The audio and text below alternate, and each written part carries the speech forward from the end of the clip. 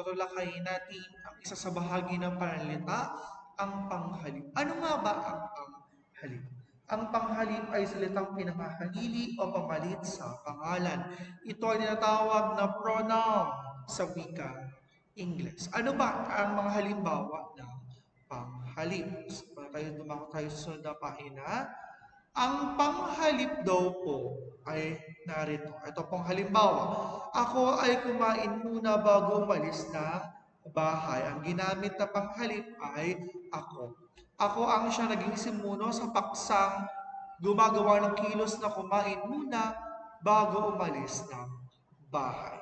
Sa pangalawang halimbawa, kasama ko aking alagang si Bantay. Ang aking ay pangalang ginamit bilang pagmamayari na sa kanya ang alagang si Bantay na siyang kasama. Ang ikatlong halimbawa, ito ang dapat mong itanim tuwing Enero. Ang may salungguhit ay ang salita ito. Ito na ibig sabihin, ito ang bagay na dapat niyang itanim tuwing Enero. So, imbes na pangalang pantangi or pambala na ang ginamit, tayo ay gumamit ng panghalip bilang panghalili sa pangalan. So, yan po ang panghalip. So, isa-isahin natin ano ba ang mga uri ng panghalip. Meron tayong 7 uri ng panghalip. Una, panghalip o personal pronoun. Pangalawa, panghalip na pangmatlik o demonstrative pronoun. Demonstrative pronoun po iyan. Pangatlo, panghalip na panaklaw or indefinite pronoun. At pang-apat, panghalip na patulad or comparative pronoun. Panglima, panghalip na pananong or interrogative pronoun. Pang-anim, panghalip na pamangkit o relative pronoun.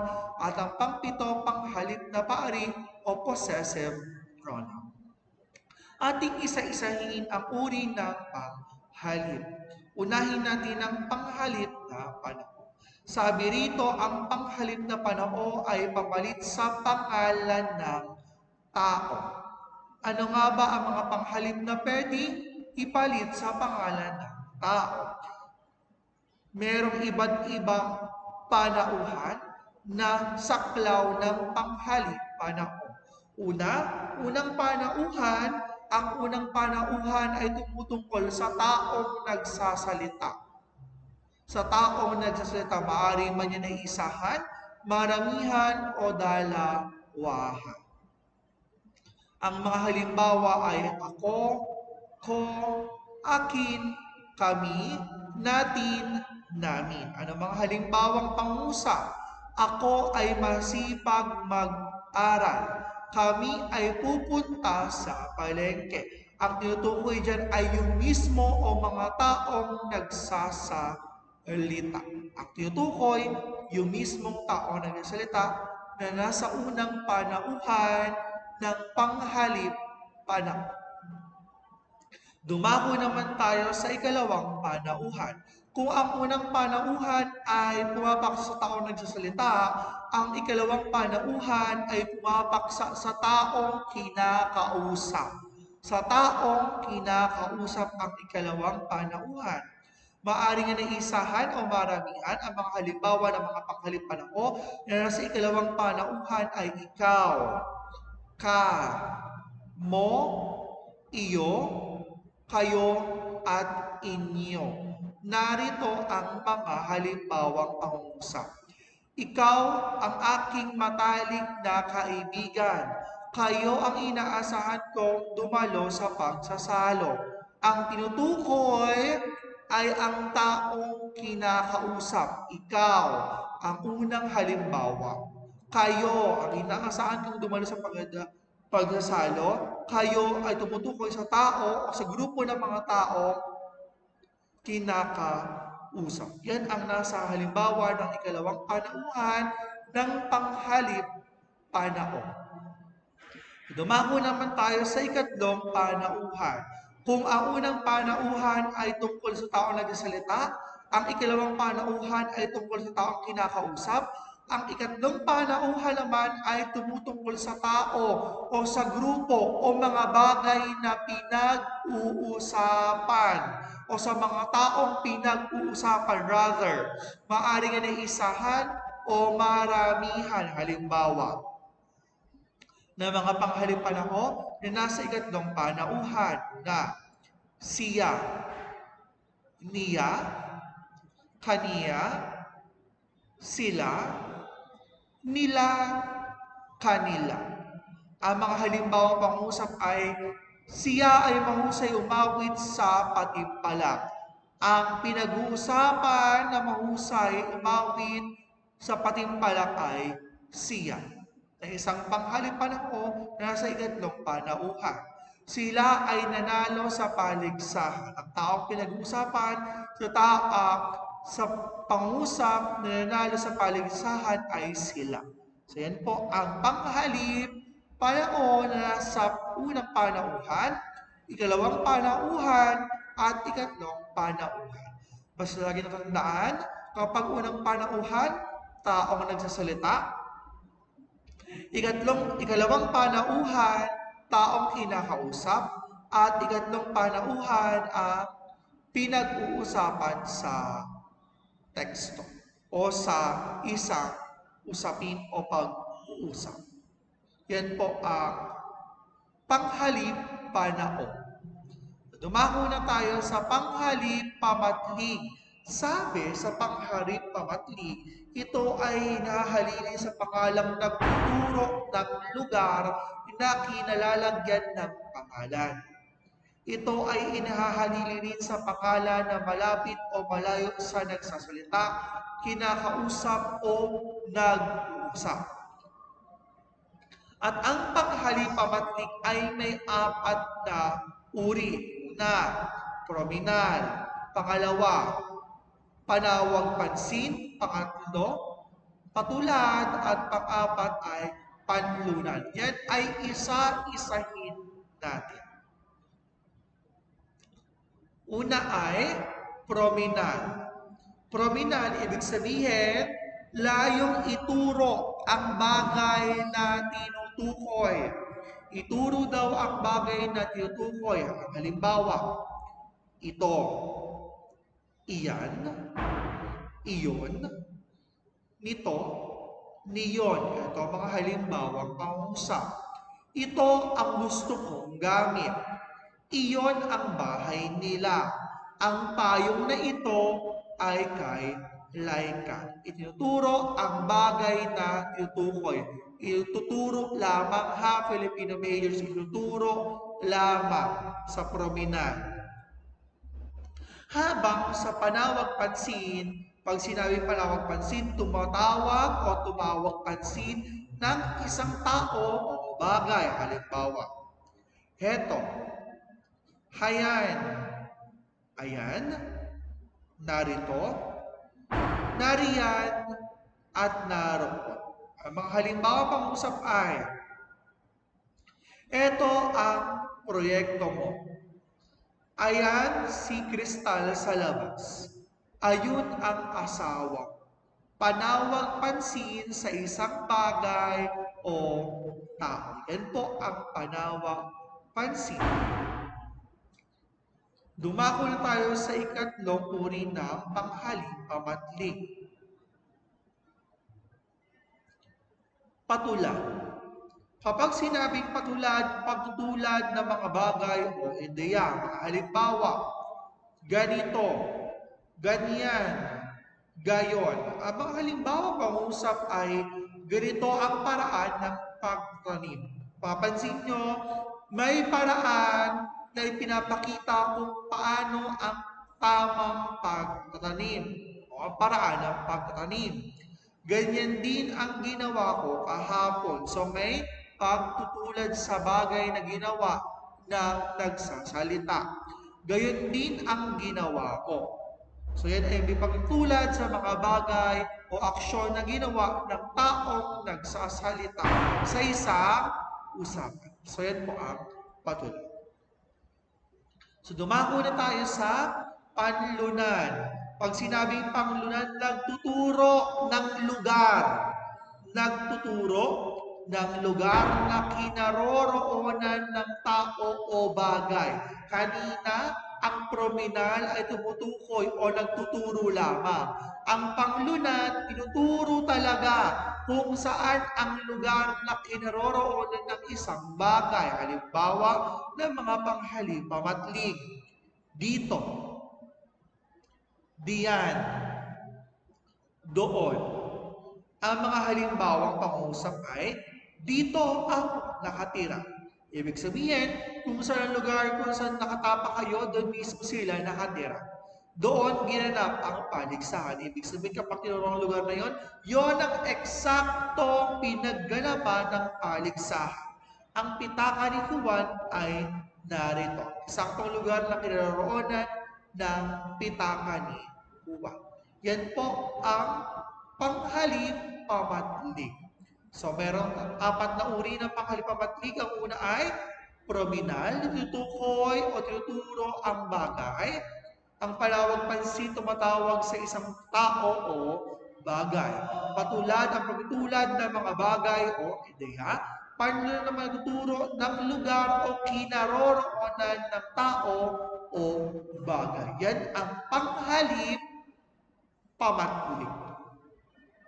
Sana ay nakakasunod kayo sa ating talakayan. Dumako na tayo sa susunod na uri ng panghalip. Panghalip, panaklaw. Ito ang salitang panghalili o pamalit sa pangalang sumasaklaw sa kaisahan, dami, bilang o kalahatan. Mula ito sa salitang saklaw, kaya may pahiwatig ang pangsaklaw o pangsakop, tumutukoy ito sa isang pangalan na di tiyak o walang katiyakan kung sino o ano ito. Ano ba ang mga halimbawa ng panghalip panaklaw?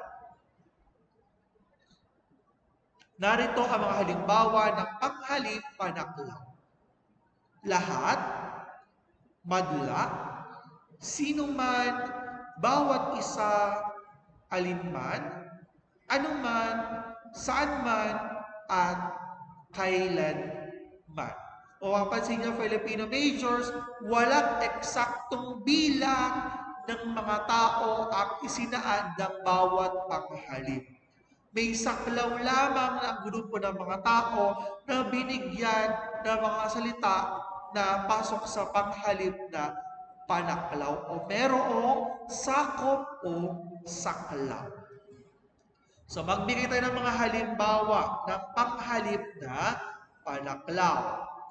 Ang sino mang hindi sumunod sa utos ng hari ay parurusahan. Ang panghalip na panaklaw ay sino man. So walang tinukoy ng partikular na grupo o antas ng mga tao kung kahit gumamit ng panghalip na panaklaw na sino. Pangalawang halimbawa, bawat isa ay may tatanggaping tulong mula sa gobyerno.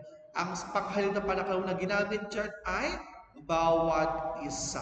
So, walang particular na grupo o antas sa mga tao na pinagtuunan ng pansin. Basta bawat isa. Sumasaklaw sa bawat isang tao na makakatanggap ng tulong mula sa gobyerno.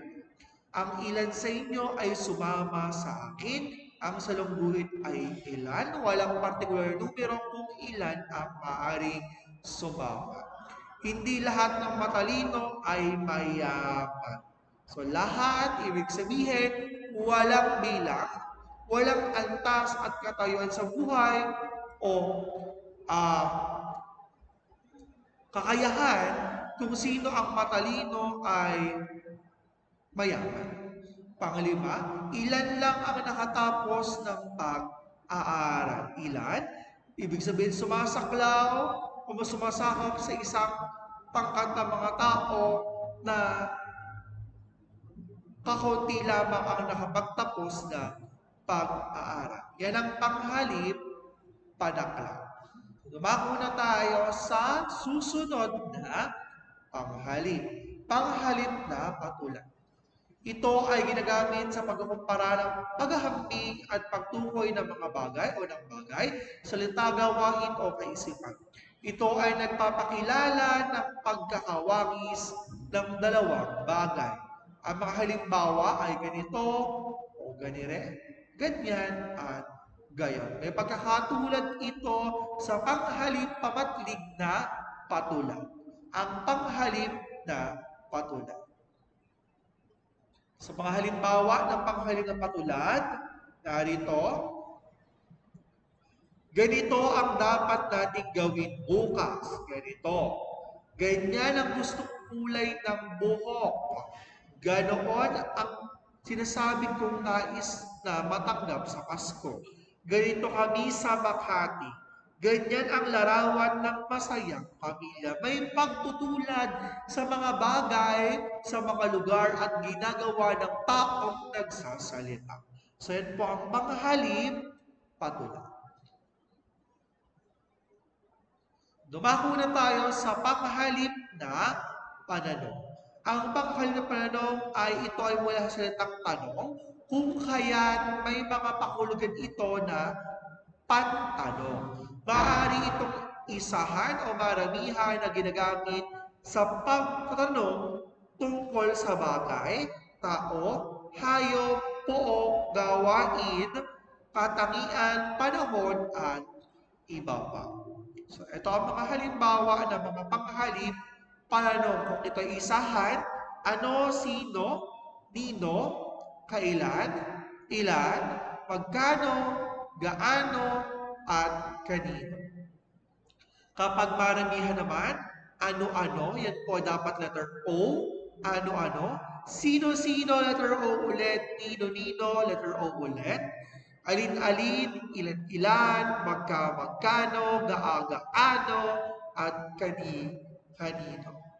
Yan ay pasok sa bahagi ng panghalip pananong. Ngayon, magbigay tayo ng mga halimbawa. Una, saan galing si Joy? Saan? Sino ang kumuha ng pera? Sino? Ano ang pangalan mo? Ano? Ilan ang asawa mo? Ilan? Magkano ang kilo ng manok? Magkano?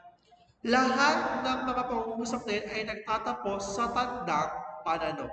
Kaya mas mabilis matukoy kung ito ay panghalip na pananong. Dahil ang bawat pangusap ay nagsisimula sa tanong o palaging patanong. Dumako na tayo sa susunod na panghalip. Ang panghalip na pabanggit. Ito ay mula sa salitang banggit na may panghulugang pambanggit o pangsabi. Ito ay parirala o kataga na tagapag-ugnay ng dalawang kaisipan o pananalita. Pag-ugnay daw ng dalawang kaisipan o pananalita o pagbanggit o pagsabi. Ano ang mga halimbawa ng panghalip na pabanggit na daw, raw, umano, di umano, ani, at sagana, o nang, akin, at iyo. So yan po mga halimbawa ng panghalip, pabanggit. Lahat ng mga salita o panghalip na nag-uugnay sa dalawang kaisipan ay pasok yan sa panghalip pabanggit. Ano mga halimbawa? Ang bata raw ay kinurot mo. Raw, ang ginamit na pabanggit. Ibig sabihin, may sinabi o may pagbanggit. Sa ilog daw ang picnic sa Sabado. Daw. Kinuha umano ni Rey ang payong mo. Umano. May pagbanggit. Ang sanggol di umano ay tinangay ng babaeng mahaba ang buhok.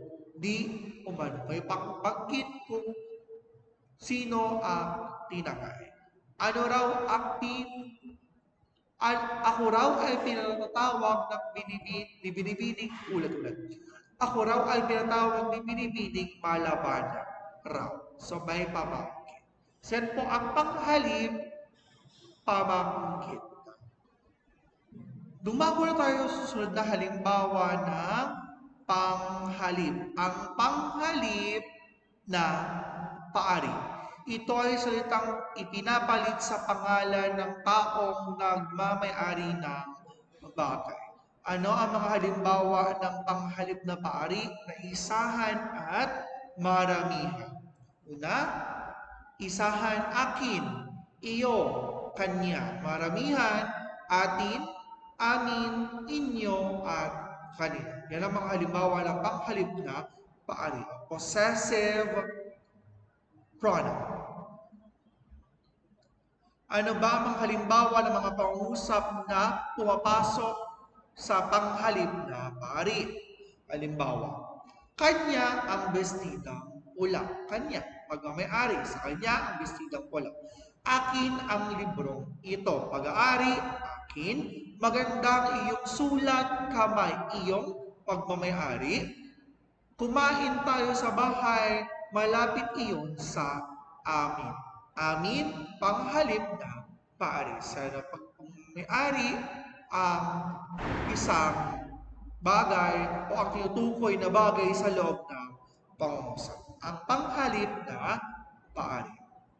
So, dumako naman tayo sa pagtalakay ng mga gamit ng panghalip. So, una, ginagamit bilang simuno o paksa sa pangungusap.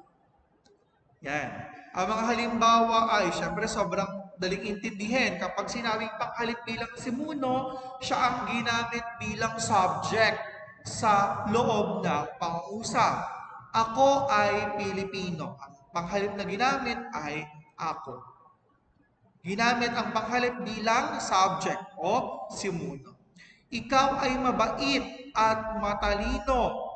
Ang panghalip na ginamit ay ikaw. Ang pintuunan ng mabait at matalino ay ikaw. Tayo ay dapat magkaisa para sa ikauunlad ng Pilipinas. Ang panghalip na ginamit bilang simuno ay tayo. Dahil tayo daw dapat ay magkaisa para sa ikauunlad ng Pilipinas. Yan po ang bilang simuno o paksa sa pangungusap. Ginamit ang panghalip bilang subject o simuno. So, dumako naman tayo sa ginagamit bilang panaguri ng pangungusap. Paano ba pag sinabing panaguri? Ibig sabihin, nagbibigay turi o naglalarawan sa paksa sa pangungusap. Uulitin ko po. Nagbibigay turing o naglalarawan sa paksa sa pangungusap. Halimbawa, ang kotse ay kanya. Ang simunong ginamit dyan ay kotse. At ang ginamit na panaguri na bilang panghalip ay kanya. Ibig sabihin, binibigay turing ang simuno na kotse ay sa kanya. Ang bukid ay kanila. Ang ginamit na panghalip bilang panaguri ay kanila. Bilang bigyan turing na ang bukid na simuno ay sa kanila. Ang unang gawain ay akin. Ganyan rin. Ang panghalip na panaguri na ginamit sa pangusap ay akin. Bilang tukoy ng unang gawain ay sa akin. Ang mga donasyong nasa karton, kanya, ay sa kanya siguro ito. Ang donasyon nasa karton ay sa kanya. Kanya ang panghalip na ginamit bilang panaguri sa pangusap, bilang pagtukoy ng donasyong nasa karton ay pagmamayari niya o sa kanya. Yan ang panghalip na ginamit bilang panaguri sa loob ng pangusap. Dumako na tayo sa ginagamit bilang panuring pangalan. Paano ba pag sinabi natin ginamit bilang panuring pangalan? Okay. Pag sinabi natin panuring, ang panghalip na pamalit sa tao ay nagmamayaring walang kasunod na pangalan. Halimbawa, ang ganitong prutas ay masarap. Ang ganyang damit ay maganda. Ibig sabihin, yung ganito ay tumutukoy sa pangalan sa loob ng pangusap. Ang mismong simuno ay prutas sa unang halimbawa at damit sa ikalawang halimbawa. So, ang panghalip na panuring pangalan ay tinuturing o binibigyan ng emphasis or stress ang mismong simuno sa loob ng pangungusap. Katulad nito, ang ganitong prutas ay masarap. Ganito ang ginamit na panghalip bilang panuring sa pangalan. Ang ganyang damit ay maganda. Ang ganyang ay panghalip na ginamit bilang panuring sa pangalan na damit. So yan po ang panghalip bilang panuring sa pangalan. So yan po. So dumako na po tayo sa panghalip ginagamit bilang pantawag. So, kayo, hindi ba kayo papasok? Ikaw, hindi ka ba maliligo? So, ang panghalip bilang panawag, kayo at ikaw ay pinagtatanong. Ibig sabihin ng panawag ay palagi po yung patanong. Okay? Ikaw, mahal mo ba ako? Tayo, maayos pa ba? Yan ay panghalip na ginamit bilang pantawag. At syempre, ang panghalip na ginamit bilang kaganapang pansimuno.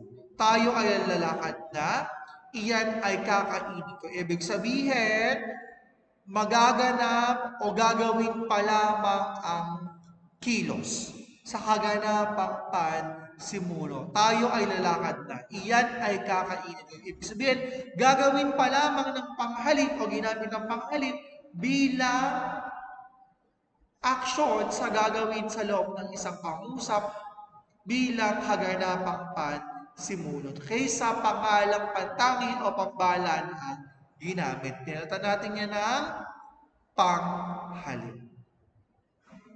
So yan po. At syempre, may tawag din tayong panghalip bilang layon ng pang-ukol. Para malalaman na ang panghalip ay layon ng pang-ukol. Kapag may nakita kayong para sa loob ng pangusap at sinusundan ng panghalip, yan ay layon ng pang-ukol. Halimbawa, bumili ako ng bulaklak para sa iyo. Lang sinabi ko sa inyo, ang para sa ay pang-ukol. At ang panghalip ay iyo. Pag nauna ang para sa at sinundan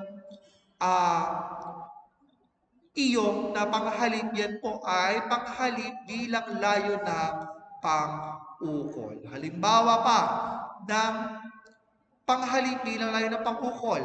Para sa akin ang tinapay na ito. Para sa ay pang-ukol na sinundan ng panghalip. Kaya naging panghalip bilang layo ng pang-ukol. So, yan ang panghalip bilang layo na pang-ukol. Kalamitan yan talagang structure na class. Bago yung word na, after ng word na para sa, susundan niya na panghalip. Kahit anong uri ng panghalip, yan ay panghalip bilang layo na pang-ukol. At syempre, ang panghalip bilang kagaganap ng pandiwa sa balintiyak na ayos. Ang prutas na kinain ko ay matamis.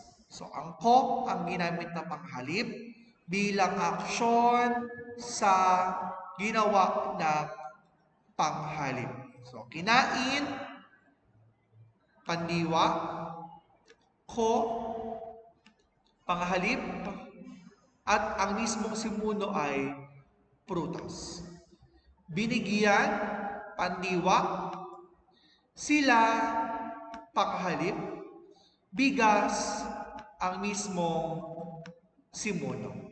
So yan po ang tagaganap ng pandiwa sa balintiyak na ayos.